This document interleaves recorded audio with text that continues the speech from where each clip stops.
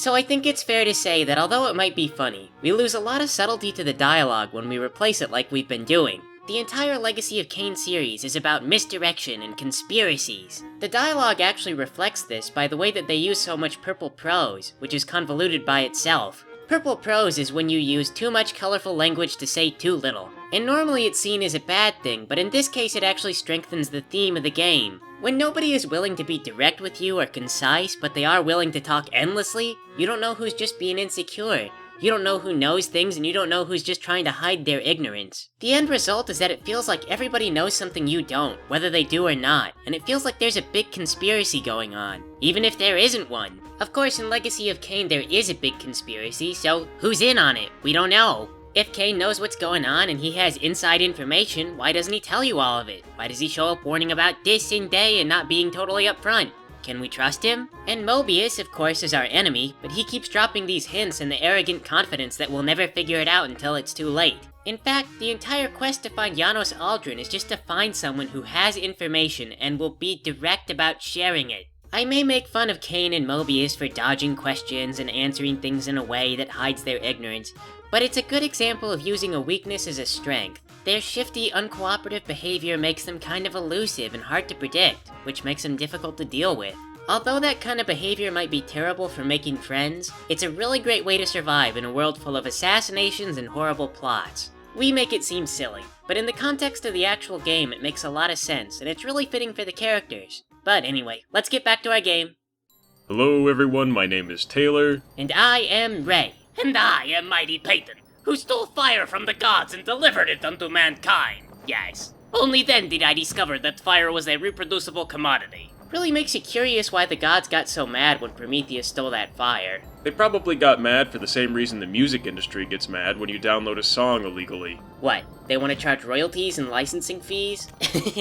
Internet pirates are the Prometheus of a modern age. Yes. Just wait. One of these days, downloading music is gonna get your liver pecked out. I will risk it. So, for those of you just joining us, we like to recreate cutscenes. We are currently in the Temple of Air, or the Air Forge, where we are gaining the power of dryer lint. The power of dryer lint? Yeah, cause the Air Reaver doesn't really control air. It mostly just lets Raziel waft aimlessly on a stream of wind. Oh.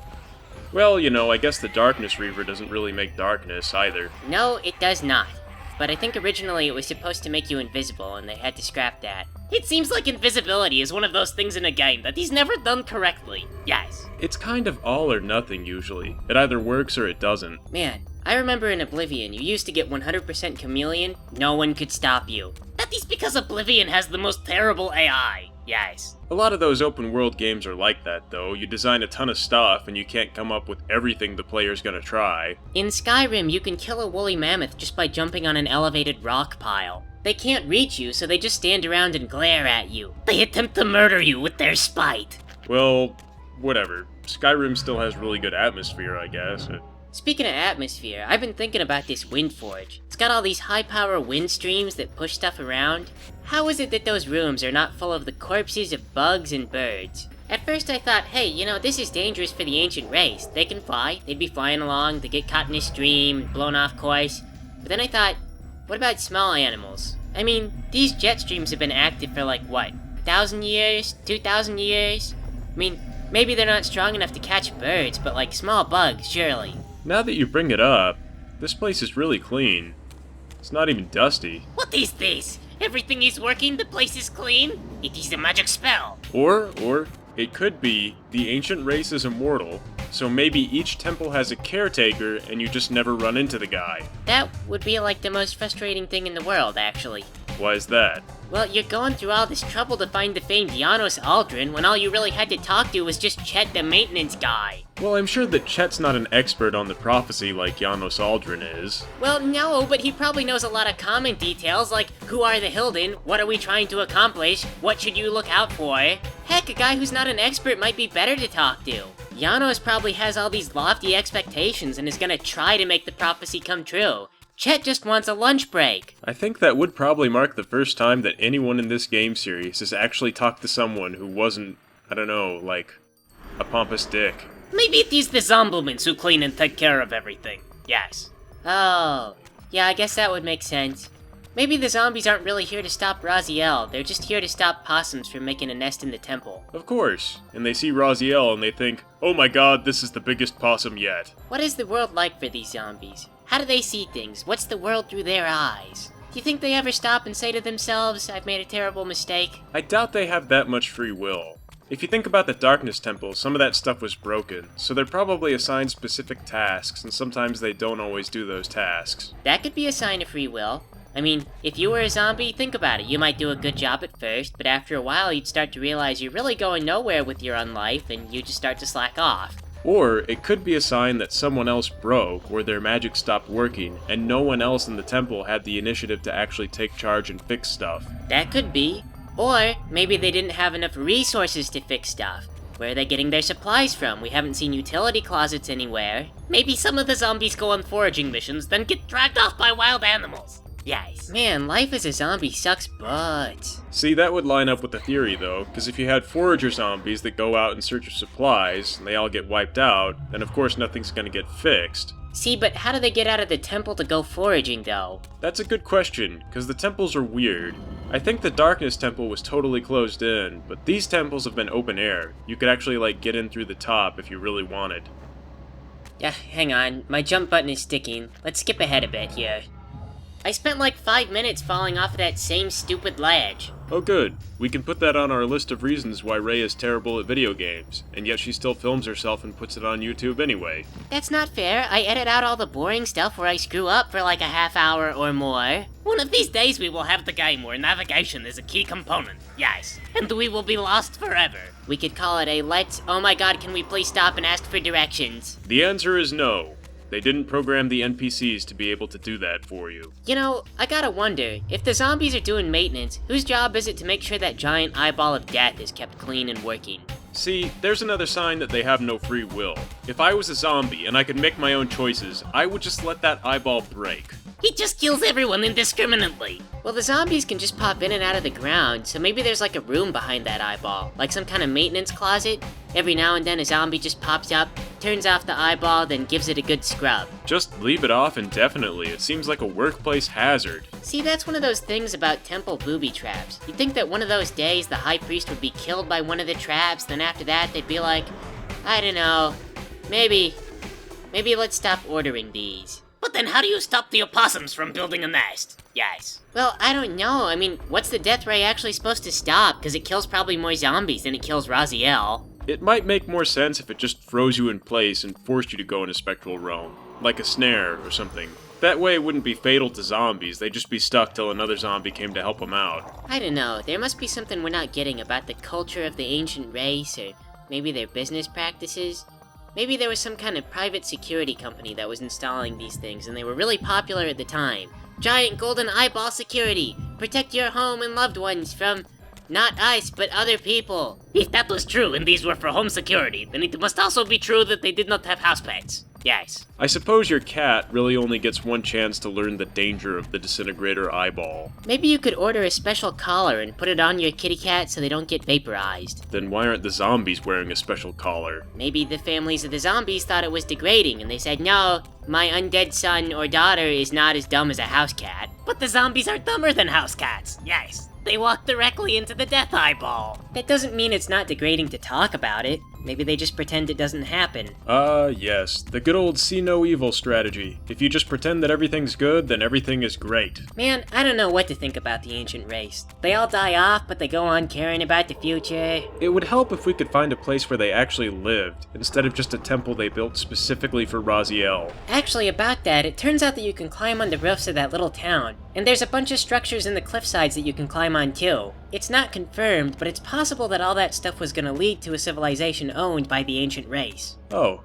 Well, it's too bad that got cut. We could have learned a lot about their culture. Yeah, like, who did they get to paint these buildings, and where did they get the paint from? If they showed some of the zombies just doing maintenance on the place, it would answer a lot of questions, but it would kind of ruin the atmosphere. To be perfectly fair, I think if you got acquainted with the commoners in the ancient race, the atmosphere would be shattered there too. it would turn out that they are flawed. Yes, and emotional, just like everyone. They'd say, Raziel, go here, and Raziel, do that. And Raziel would say, I don't want to do that. And they would say, Too bad we called prophecy. Well, you can't argue with that logic, Ray. If they call prophecy on you, then you have to do prophecy. see, this is why I hate prophecy. Even when it's a prophecy about having free will, it's still a prophecy that I'm gonna have free will. That is like the prophecy that says you will not follow the prophecy. It is an oxymoronic paradox, yes. They're always oxymoronic. They wouldn't be prophecies if they weren't self-contradictory all the time. I got a fortune cookie once that just said directly, I would get a boyfriend. If you think about that, that's pretty bold, because, like, there's a 50-50 spread of that being right.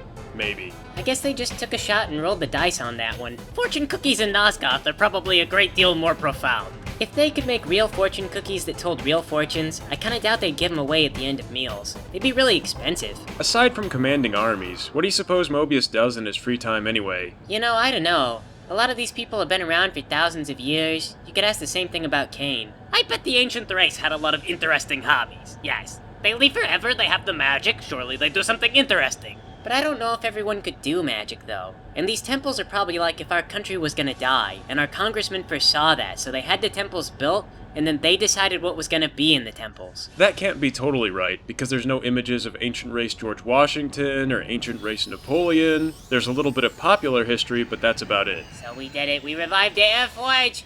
Let's see if we can make sense of any of this.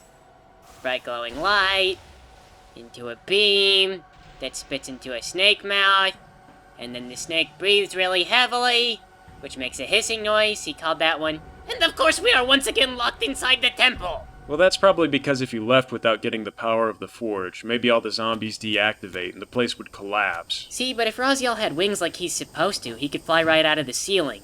No, you can't. It's windy. I braced myself once again for the inevitable dislocation of my arm. As ever, I was not thoroughly prepared. What I could only assume was baby powder began emanating from the forge. I prayed that it was normal, then was torn into the sky! I found myself suspended there for some time, and I began to worry. How long was this supposed to take? What if the forge was broken, and I would be trapped here for the rest of eternity? Had I done something incorrectly? I realize now I'd been operating these forges without any sort of manual.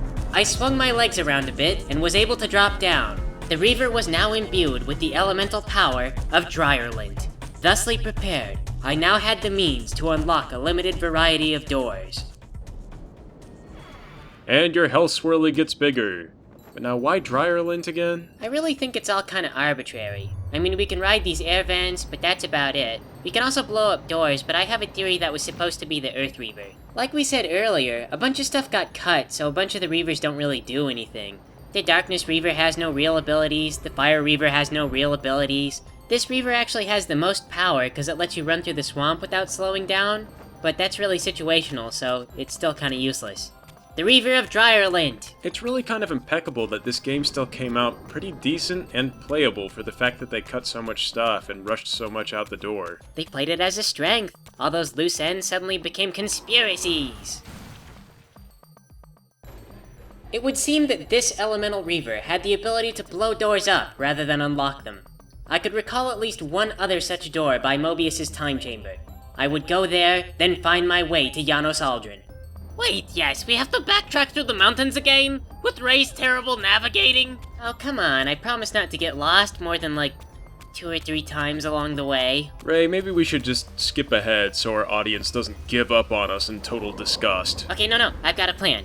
Here's what we'll do.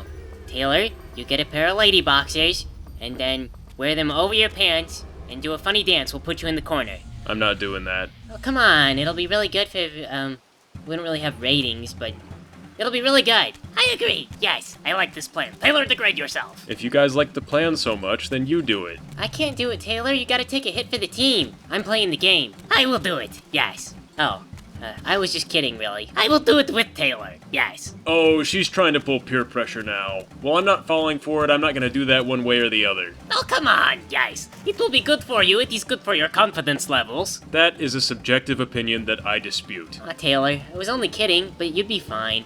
Personality's a big deal, you know. You'd probably get compliments. I don't want compliments. I just want to not dance around like a fool on the internet. Okay, fine. We'll skip past the part where I get lost again. And I guess now's a good time to stop then. We'll pick it up next time. Thanks for playing with us, everybody.